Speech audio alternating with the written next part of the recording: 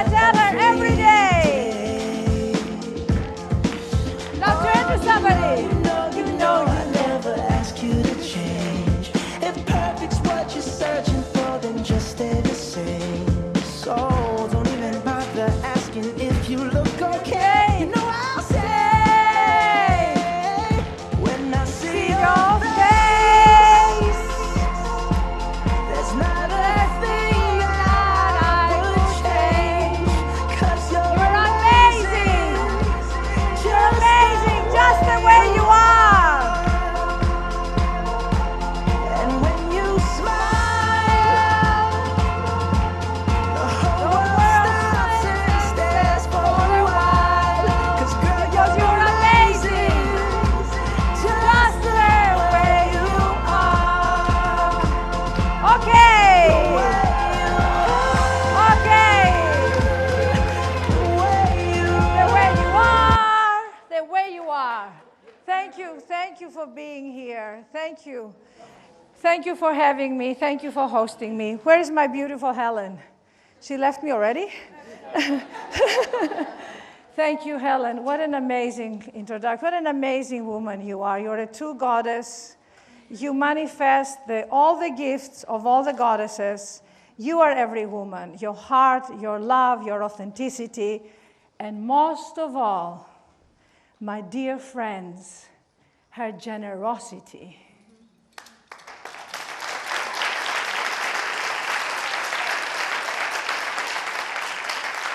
And to all the City Council and to this amazing place here that is hosting us today, that is beauty, that is a dream come true, this jewel in Hollywood of the library.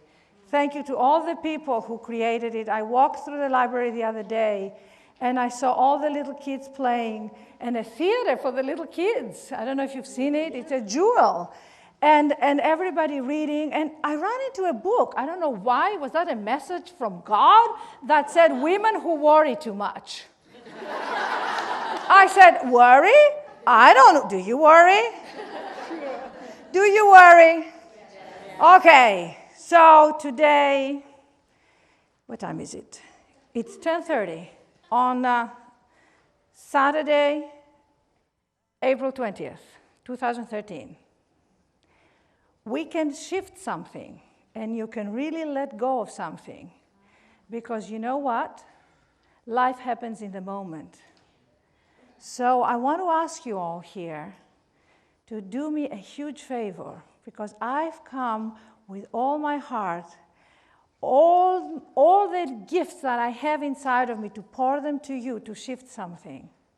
So you know this book called Lean In? Yeah. I want you to lean back. I want you to lean back and cross your legs. Get your phones on if you want to. It doesn't matter. Who knows whom somebody might call. Zeus might call. You know, you got to be able. Phone cells don't bother me. Keep it on if you want to keep it on. Love you, Helen. Because I was raised with feta cheese, olive oil, and the principle of generosity.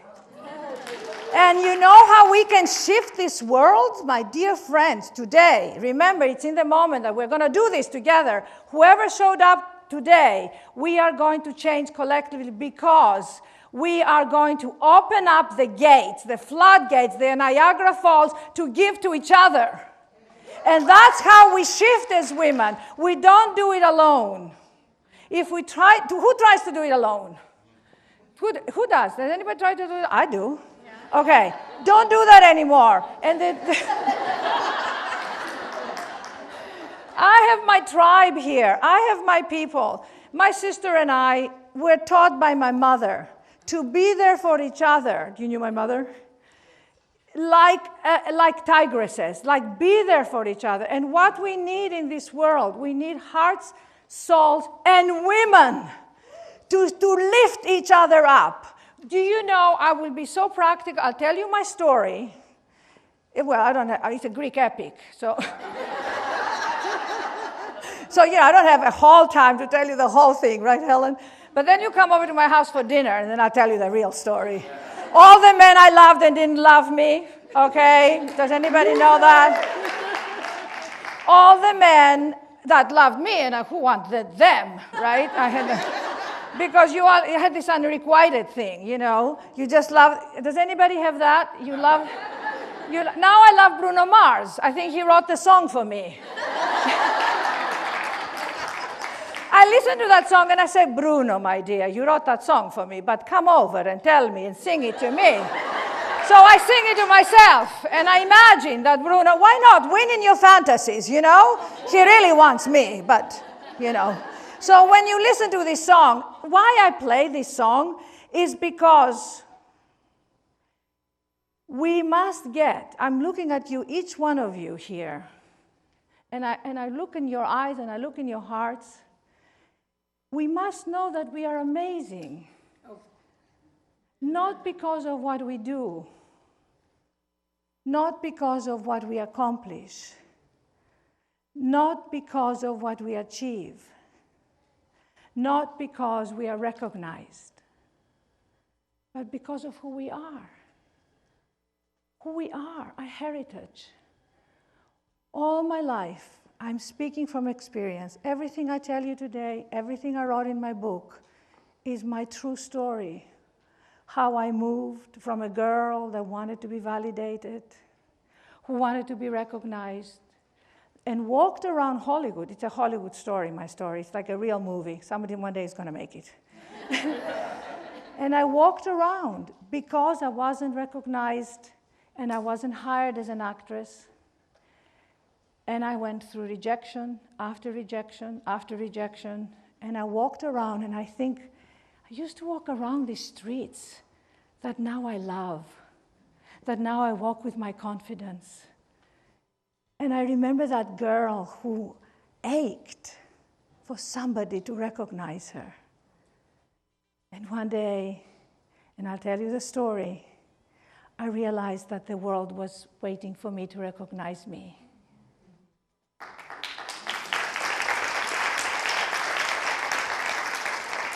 And I stand with you today as a living testament to the fact that everything in my life that I didn't get, all the men I didn't marry, all the projects that fell through, all the acting parts I didn't get, were just a way that my soul was saying, get me, get me. And it was my map quest, my invisible map quest that we all have because we live in the invisible. That's our true self. And it was guiding me like the thread, you know, of Ariadne. The thread was coming and saying, come to me, come to me, come to me. So what happens in our lives? We don't get the things we want sometimes, often. We go after things. And I tell people, okay, you're going after this and you're not getting it. Let's look at where is your calling? Where does life want you to go serve? Where is it you? Where do you serve? Right? It's all to find you, to give you back. Because once you find you, it's pouring. It's unconditional. It doesn't matter who it is. We're all the same. We're all the same. And what I discovered, the power of transparency, the power of vulnerability, our hearts are beautiful. It is the most beautiful, the most precious value of a human being. And yet we shut them off. We hold them back because we're afraid to be vulnerable. But you know what? Vulnerability is in. If you want to be cool, let's be vulnerable. Why not? What do you have to lose? Be transparent. Tell people how it is. Tell people how you are. You know, in the Greek language, we don't have the word fine. You say, how are you? Nobody's fine in Greece. You're not fine. You're like, how are you? I'm depressed. He left me. He didn't call me. Did he text you? He didn't text me. You know, they fired me from my job. Really? That's how life happens. You know what? I want this job, but they're not giving it to me. You know what? I lost my wallet. I'm upset. I don't have enough money. Or I want a raise. Or I want to run for office, but I'm afraid. Tell people how it is. And then say, what can I do for you? What can I do for you? And today I'm going to ask you, when you leave here, this is call to action. Connect with a stranger. Connect with someone you don't know. You think you don't know. But they become your magical person to your heart. To say, my God, we're all the same. I spent my birthday in Amsterdam. A friend invited me to launch a ship, which was funny. I've never launched a ship before. I said, why not? I'm a Greek goddess. I might as well launch a ship. You know. I said, it's my birthday. And she said to me, you want to sit with the English people we are having, you know, the Lord and ladies and everybody, or you want to sit with the crew who's doing the filming crew? And I was sitting with 8 people on my birthday. One was Filipino, the other one was from Russia, the other one was from Norway, and there was this goulash, as my mother used to call it, of the global humanity. And I said to God, because, you know, God's spirit, whatever, you've got to believe in something larger than ourselves, because God forbid if we don't. I mean, really. People say to me, well, I don't believe in God. I said, okay, sweetheart, who is breathing you? I mean, you know, who is digesting your food? Whatever you call it, it doesn't matter. It's a Muslim God, it's a Christian God, it's a Jewish God, it's a Greek God. It doesn't matter. It's us. It's our spirit. You know, when my mother died, we put a lemon tree in the garden. And my mother was a real, they call it a pagan. She called it pagan. She was a real earth woman. And we planted a lemon tree, and we put on the bench, don't miss the moment. Because she was about the moment. And she used to say to me and Ariana, darling, you're missing the moment.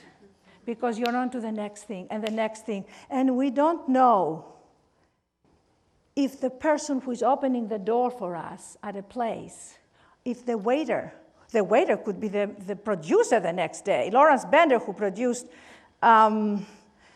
Pulp Fiction, was a waiter in our home. I met him years later at his house, and I said, my God, he said, Agapi, don't you remember I used to be the waiter at your house? Lawrence Bender, you know, he did all those movies. Shelley, you know the movie. Kill Bill, Pulp Fiction. But that doesn't matter. It's like how we do hierarchy. I was raised with feta cheese, olive oil, and the principle of non-hierarchy.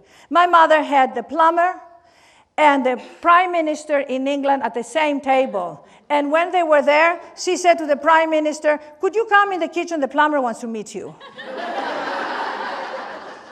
She broke the ice. She broke the separation. We must break the separation. Be ruthless. Be open. Open it up. Trust me, you are going to experience the life force. You think in love is powerful? That is more powerful than anything. My life changed in a New York bus, which I will tell you about. But I always tell people, speak to strangers. Go out, open it up. And when you are with your beloveds, your tribe. Do you have a little tribe, everybody? People should not be alone on this earth. People suffer from loneliness. And we must help them. We must help each other. People, we separate, we disconnect. We suffer the agony of our own insecurities. And we must help each other by saying to someone, I'm like you.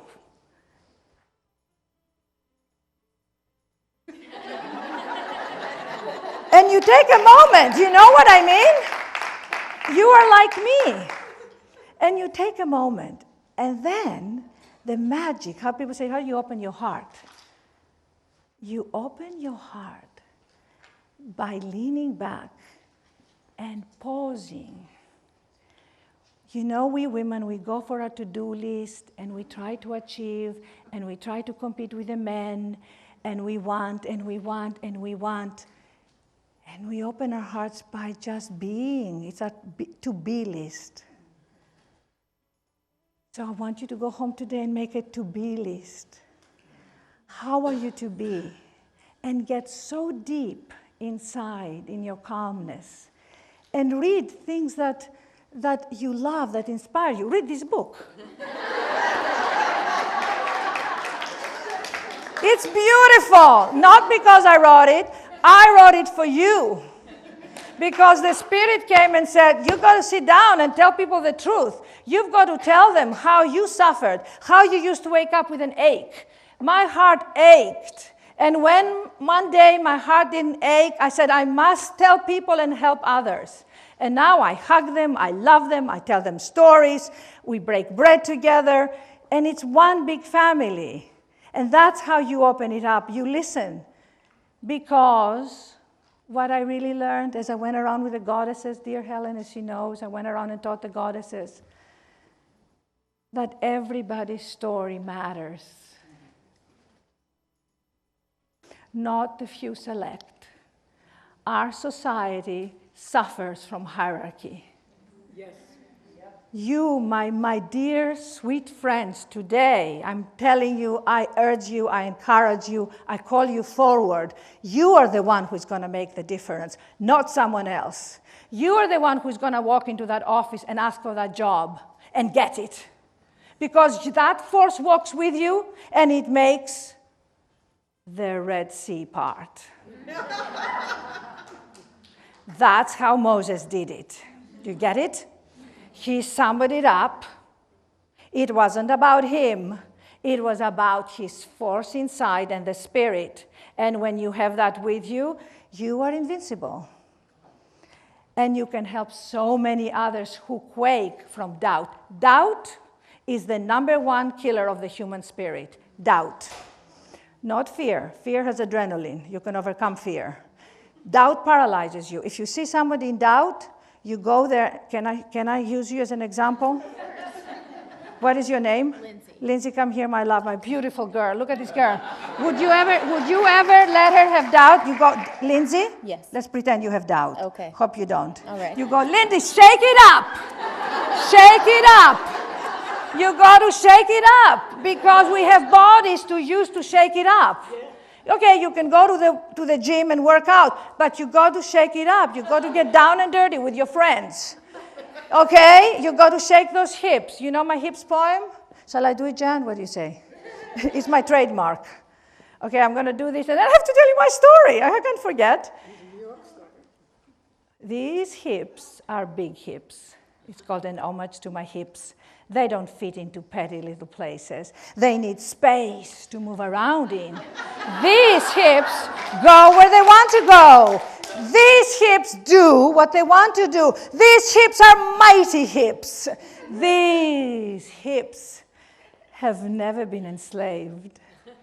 These hips are free hips. I have known them to put a spell on a man and spin him around like a top. So love your hips, ladies. Love all of you, but including your hips, because we often judge our hips. You know, they're too small, they're too big, you know. So I'll tell you my little story. As you know, I was brought up in Greece, and with this amazing mother, equally amazing father. It's just that my father was very wounded. He survived the concentration camps. And when you survive the concentration camps, you have a wounded psyche, a wounded heart. And my mother and he fell in love. And had Ariana first, and then had me. And my father was a womanizer. How else can I say it? He loved too many women. He told my mother the famous story. He said, when my mother said, "Where were you?" in the middle of the night. And he said, I forbid you to interfere with my private life. So, she had a broken heart. But she took us and said, I have to raise my girls. And did everything in her power, in her strength, and made miracles, possibilities for us. Taught us extraordinary values, and they're all in my book, I told my mother's story of how she taught us. But my mother had the most amazing thing. She did not become her pain. Her love was bigger than her pain and carried her forward. At the end of her life, a beautiful thing happened. My father knelt down before he left from Los Angeles to go to Greece to die. And he asked her for forgiveness. And the healing happened. And I witnessed the most amazing miracle of the power of forgiveness. And our hearts were released. My father died May 11th, 2000. My mother died August 24th, 2000, 3.5 months later. They loved each other. Love is powerful. And it needs healing, and it needs tending, and it needs nurturing. But that's a big story about my parents and the healing I had to do to realize that I was not responsible for their pain. Does anybody feel responsible for other people's pain? You look at the news, don't you go into responsibility? You think, I could do something. There is one thing we can do. You're not going to believe this, but there is 2 things we can do. Compassion, empathy, and keep your joy going. Because what the world needs is your joy. If you shut off your joy, you shut off your Niagara Falls, I call it. You shut off your energy. The most valuable thing is to keep your enthusiasm. Helen said enthusiasm, the Greek word for within God, the enthusiasm of your life. And if you're down, call someone and say, my enthusiasm is down. Help me. Because someone else would have enthusiasm. You don't have it all the time. So at the age of 14, I said to my mother, I want to go study acting at the Royal Academy of Dramatic Arts. What do you think my mother said? That's where you're going to go. We had no idea how to get there. No idea. So what do you think my mother did? She proceeded to ask everybody she knew who knew everybody if they knew anybody who had gone to the Royal Academy of Dramatic Arts. And if you ask, you'll find, because it's all connected, synchronicity. So she asked, and then finally we found somebody. He was a Greek actor. He lived in Athens. He was at the National Theatre. He went to RADA. He helped us. He introduced us to a teacher. I go to London. I find this teacher. This teacher teaches me acting, and she had this technique, which I describe in the book, of where she taught acting was about exhaling and inhaling. She made me scrambled eggs and toast, and she taught me about the English technique. And basically, I had to say a line like, from Nina, from The Seagull, why did you say you kissed the ground where I walked? I am an actress. No, I'm a seagull. She's going through a nervous breakdown, obviously, Nina. So I had to do this. I had to go up to the wall, inhale, exhale, turn around and say, why did you say you walked the ground where I walked? I'm an actress. No, I'm a seagull. It wasn't happening. I kept going to the wall, breathing, exhaling.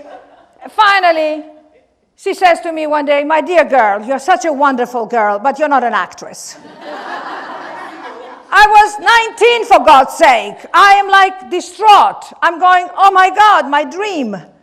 So I go to my mother, and what do you think my mother says? She says, she's not your teacher. She didn't get you. That's a mother. Remember that for your friends. Remember that when you say, I love him, doesn't love him back. Says, he's not the right man for you, honey. Let him go. Remember that for your friends. Don't let any of your friends suffer with the people that's not part of the tribe. Say, go find the one who loves you, honey. Exactly. Okay? And loves you a lot. Because we women should be loved a lot. And cherished.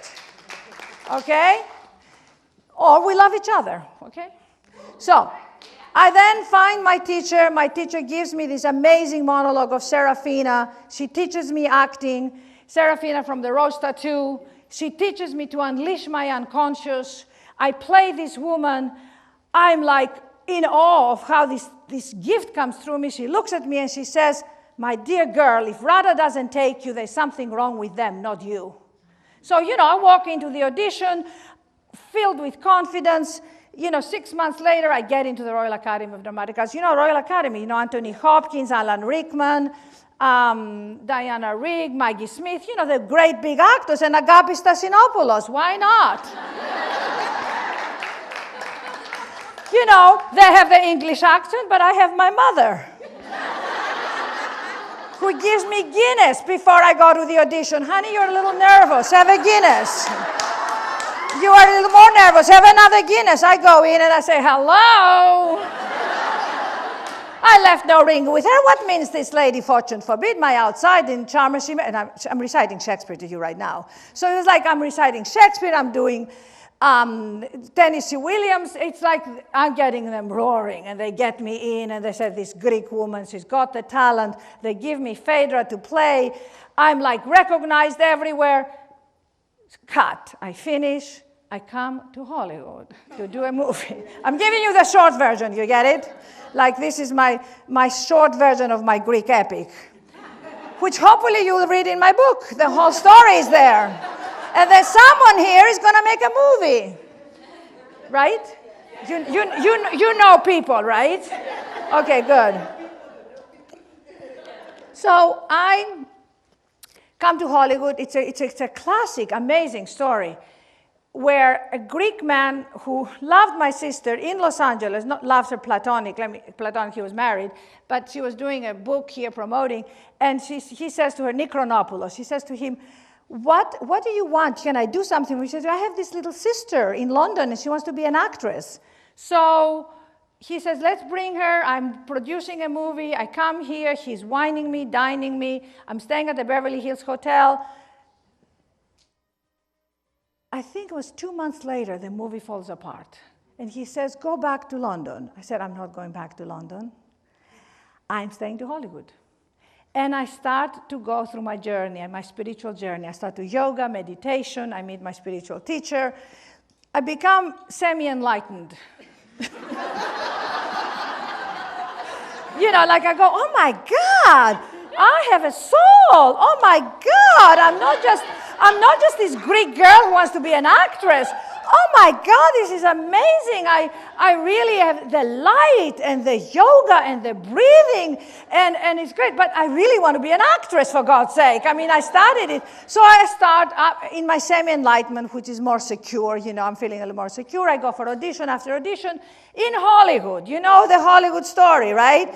So what do you think happens? Everybody says, God, you are so talented. You are so talented, but you don't look Greek. You sound Greek, but you don't look Greek. You are too old. You're too young. Sarah. Sarah knows the story. She and I went through it together. You are too this, you are too that.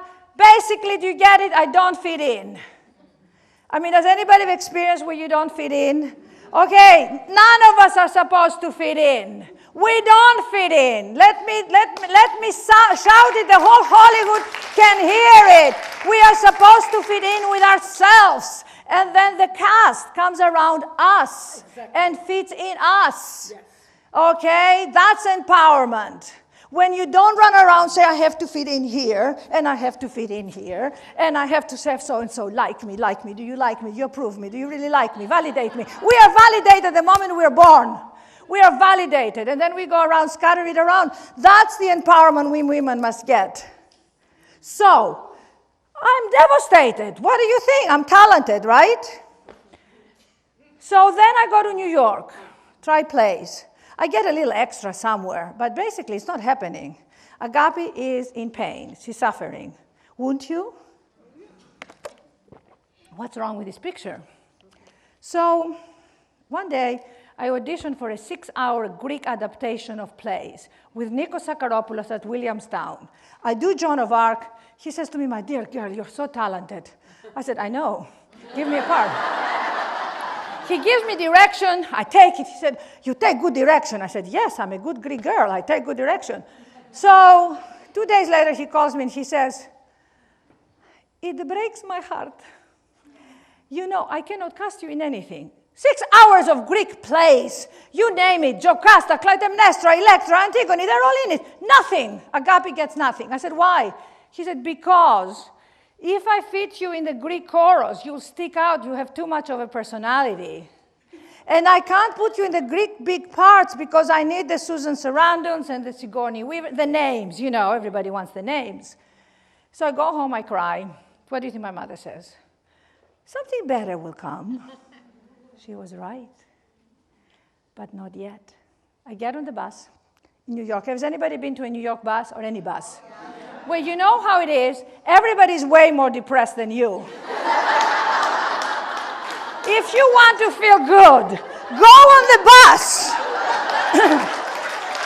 Because you go, I thought I had problems, but these people, man, they are really bound.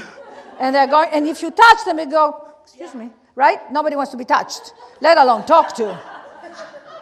So I get on that bus, and I'm going to my singing lesson.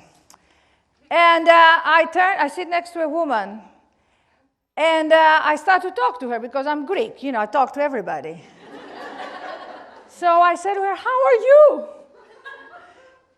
Like that, like, how are you? How are you? She said, good, sweet, how are you? I said, not good. She said, what's the matter? I said, you know, I don't get the parts. She said, what parts? I said, any parts. I said, I just auditioned. I didn't get the part. I'm so upset. She said, really? She said, I love theater. I said, you do? She said, yeah, I used to be an actress, but now I'm a single mom. I'm a nurse. I have a little boy who's 8. I said, she said, what do you audition for? I said, I auditioned with Joan of Arc. She said to me, which one? I said, the Bernard Shaw. I said, you know? He said, yes. I said, would you like me to do it for you? Before she can even say yes, I look at her and I say, you promised me my life, but you lied. You think that life is nothing but not being stone dead. I can live on bread and water. When have I asked for more? But to shut me from the light of the day, to throw me in the dungeon, and chain my feet so I can no longer walk in my beautiful fields and see the soldiers with the banners. That is worse than the 7 furnaces of the Bible. You think you can frighten me by telling me that I'm alone. God is alone and France is alone.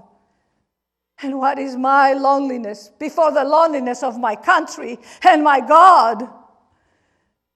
I see now that God's loneliness is his strength. In his love, in his strength, and in his caring for me, I will go forward and I will dare and dare and dare until I die. I will go out now to the common people and let the love in their eyes comfort me for the hatred in yours. You will be glad to see me burned. But if I go through the fire, I will go through it to their hearts forever and ever. So God, be with me.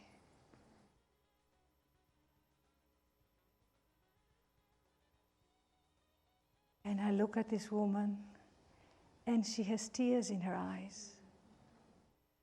And what do you think she says to me? My dear girl, you are so talented. I said, I know, but I don't get the parts. And this woman looks at me and she says, give me your hand. Go do your own thing.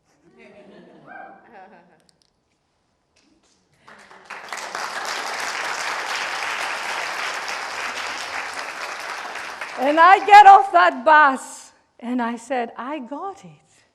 I got the part in the bus. The the whole world is my venue. Not just Hollywood, not Broadway.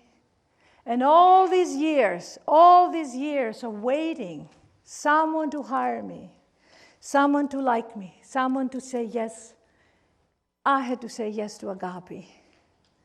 I had to recognize Agapi's talent unconditionally to a stranger. I never saw that woman again. I had to give it. I had to unlock it. I had to unbind it and say, it is my gift. I give it to you. That was my lesson, my dear friends. And that's when I got the whole world open up. I then said, okay, I got it. I got the spark. Now what do? I went and sang for my singing teacher like it was Broadway.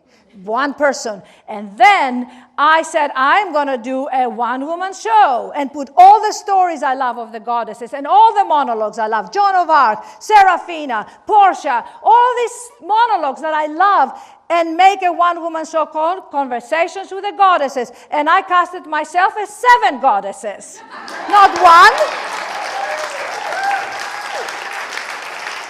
I gave myself permission to do that. And then we did it in a little gallery in Montecito, and it was heaven. My mother cooked. All my friends came. We had candles. We had flowers. We had curtains that looked like a Greek temple. And people loved it. And it was real. It was authentic. It was the real Agapi coming through, piercing through. Jan was there. I remember I wore a pink gown, making it look like a Greek goddess. And then I got letters, and out of that, my dear friends, my life started to open. The Getty Museum asked me to do it at the villa before the villa was changed. Then I did a documentary. Then I did a jewelry collection that Shelley and I did together for HSN, the Greek Goddess collection. My God, it was starvation over here and the banquet table over here. So for you today, I ask you, how do you get to the banquet table, which is waiting for you? What do you have to let go? What do you have to give up? How do you open it up? How do you dare and say, this is my spark. I will give it. I will give it for no agenda, for no reason. I will just give it. And then it comes back. In the most extraordinary way, it comes back. The forces unite to help you. And then after that, life continued, and it happened. So today, you promise me, I want to be this woman in the bath for each one of you. And I want to tell you, go do your thing, because you have it. God is not a miser. He didn't say, I'll give it to a few of you, but not to you. Over there on the left, you don't get anything. We all got it. It's just that some of us take the opportunities and make it happen. And some of us are a little more daring and say, help me. I wrote a blog on the Huffington Post, 4 magic words. Can you help me? Please practice them. Can you help me? And if people say, no, I can't, say, thank you very much. Can you help me? No, thank you very much. Can you help me? No, can you help me? Great. Can you help? Because you're asking not from entitlement, from worthiness. We got it backwards. We think if we do and achieve, we'll get worthy. We are worthy. We are validated. Now that we are validated and worthy, let's go ask, let's go receive. Everybody now receive for a minute. Take your deep breath, exhale. Let's receive right now. Very nice. Receive. Lean back, remember? Allow it, come in, and ask yourself, what can I do? Do I have a book to write? Do I have a song to sing? Do I have someone I need to communicate something to? Do I have something I want to do or say I've been holding back? And as you walk out of here, ask someone to help you, and please use these words. Ask someone, what can I do for you today? Just like that. Maybe a hug, maybe a kiss, maybe a smile, maybe a kind word, whatever it is. Leave here knowing that you have it, ignite it, rise it, nurture it, day after day. That's how we grow. Open your heart a little more every day. And before you go to sleep, hold yourself and say, thank you. Thank you.